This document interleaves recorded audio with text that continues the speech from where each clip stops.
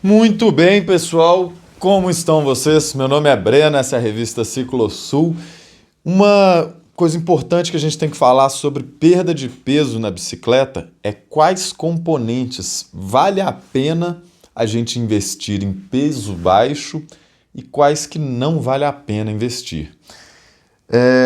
E aí, já respondendo assim, a pergunta, a chamada desse vídeo, quais são os itens da bicicleta que mais fazem diferença para serem leves? A gente vai escolher tirar peso em um guidão, em uma mesa, no quadro, na suspensão, na roda, no pneu. Aonde que faz mais diferença a gente tirar peso? Aonde que a gente perde resistência com maior frequência quando a gente insiste em tirar peso? Vamos lá. A pergunta é: onde vale a pena tirar peso? A gente tem que pensar em uma lei da física que diz peso em giro. O peso em giro é muito mais importante do que um peso estático, como por exemplo o quadro. O que é peso em giro na bicicleta? Rodas, pneu, cassete, cada vez menos giro, né? O pé de vela é um peso em giro, o pedal é um peso em giro, até a nossa sapatilha e o nosso taquinho são pesos em giro. Mas o maior deles está por conta da roda e do pneu. Muito mais do que do cubo, por exemplo, né? Que o cubo está girando, mas ele gira praticamente no mesmo eixo. A roda não. A roda ela tem que sair lá de cima, todo o peso dela sai lá de cima, vai lá embaixo e gira de novo. Portanto, quando você vai fazer uma arrancada na bicicleta, quando você vai dar a sua primeira pedalada e tem que romper com aquele primeiro peso, todo o peso da bicicleta, conta muito mais se você tem uma roda pesada ou uma roda leve. Portanto, tá aí a regra número 1. A gente precisa pensar em tirar peso em giro, sendo os mais importantes, roda e pneu. A teoria de tirar peso no pneu já caiu por terra há muito tempo. Eu lembro de quando a galera era tarada com pneu leve. E aí o nego chegava nas lojas e falava, pesa, vou pesar. Pegava 2 pneus do mesmo modelo, mesma marca, mesma medida e falava, beleza, para eu escolher qual dos dois eu vou querer, eu vou pesar qualquer um dos dois e vou ver qual que na confecção veio mais leve. E isso é uma burrice, porque você acaba escolhendo o pneu mais leve, você escolhe o pneu que veio com menos borracha, menos material. E o pneu sem borracha é uma peneira, não é nada. Ele fura. O que evita o pneu de furar é a quantidade de borracha. O que torna o pneu resistente é a quantidade de borracha que tem. Então é lógico que a gente tem que achar um meio termo, né? A gente não pode andar igual um pneu de moto, um pneu de carro, mas a gente precisa, deixa eu só botar aqui para gravar, a gente precisa de uma certa resistência ali na lateral. Então não faz sentido a gente ficar insistindo em pneu fino. Agora, o peso em roda é a mesma coisa, a gente precisa buscar um meio termo, porque uma roda que quebra fácil é um terror, é um pânico, mas quando você consegue confeccionar uma roda leve e resistente, aí sim você vai ter a parte mais importante da agilidade e perda de peso da sua bicicleta.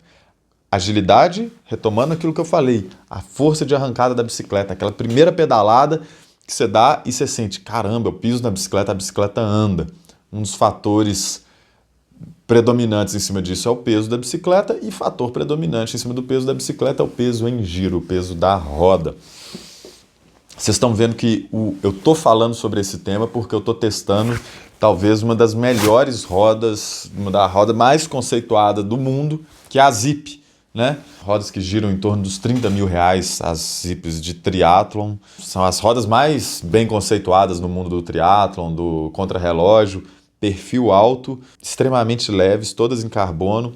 E há alguns anos atrás o pessoal da Zipp anunciou que ia fazer roda para enduro, ou seja, entrar num mundo que não era deles, não pertencia a eles, e o pessoal do enduro ficou louco, porque as rodas mais conceituadas do mundo chegaram no mundo do mountain bike. E já chegaram arregaçando, não foram de cara para o XCO e não sei o que, para pegar peso, performance, foram para o enduro, meteram logo um aro baixinho, extremamente baixo e extremamente largo, com uma resistência absurda, afinal a proposta era para enduro. O nome dessa roda é a 30 Moto. Eu tô com toda a ficha dessa roda, eu vou puxar ela para vocês depois em outro vídeo, que eu vou falar só sobre ela, e eu vou fazer muito teste ainda sobre essa roda. Mas o que eu queria adiantar para vocês, quando vocês forem escolher os equipamentos da bicicleta de vocês, é isso. Uma roda leve é muito mais importante do que um guidão leve, do que uma mesa leve, do que até mesmo do que o quadro leve, né? Mas a gente sabe que um quadro de carbono para um alumínio tem muito mais diferença de peso do que uma roda de carbono, do que uma roda de alumínio. Mas a roda é peso em giro, como a gente falou. Pé de vela também. Um pé de vela de carbono e tal também é muito importante. E aí, quando a gente fala de giro, o que mais que a gente tem que lembrar? Quais são, quando a gente pega uma roda e bota ela para rodar, igual nesse vídeo que eu fiz aí, eu seguro a roda e boto ela para rodar. O que faz essa roda parar de rodar? Somente dois fatores da física influenciam na parada dessa roda. Um é a força de atrito que a roda tem com o ar, que é bem baixa, é bem pequena. O outro é a força que existe interno nos rolamentos da bicicleta. Então, até por isso, a gente engraxa, deixa tudo ali extremamente engraxado, porque se a graxa está velha tal, se rola atrito de ferro com ferro, ela freia mais rápido e aí o rolamento não fica ideal.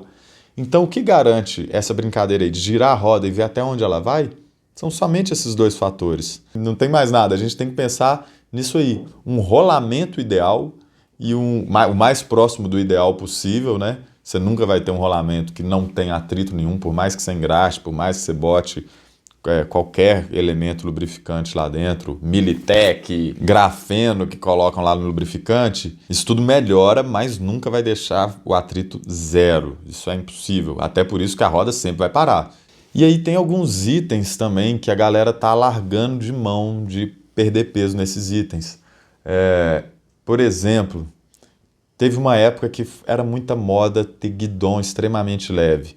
E a galera viu que não era assim. Até os guidões de carbono não podiam ser tão leves.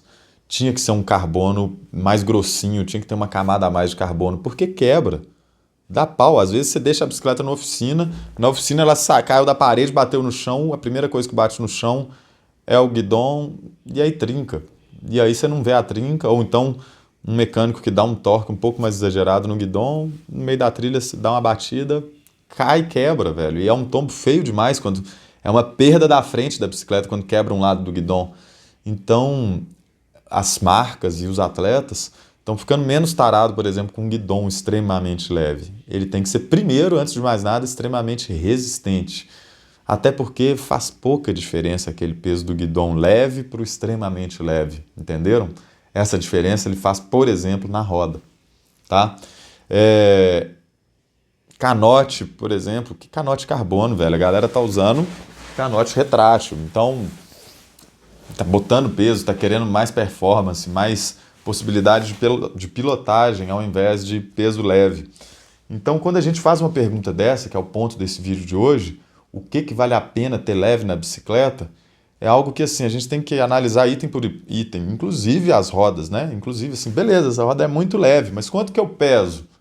O que eu vou praticar? O que não sei o quê? Tem a resistência necessária? É isso que nós vamos levantar dessa roda aqui nos próximos vídeos, nos próximos testes. Quanto que aguenta, qual a modalidade, não sei o quê. É para enduro? Espero que seja de verdade. Vamos ver se isso realmente funciona, se realmente dá para perder esse peso que ela propõe para uma modalidade assim tão arriscada, tão quebra-pau. Valeu demais. Boa tarde.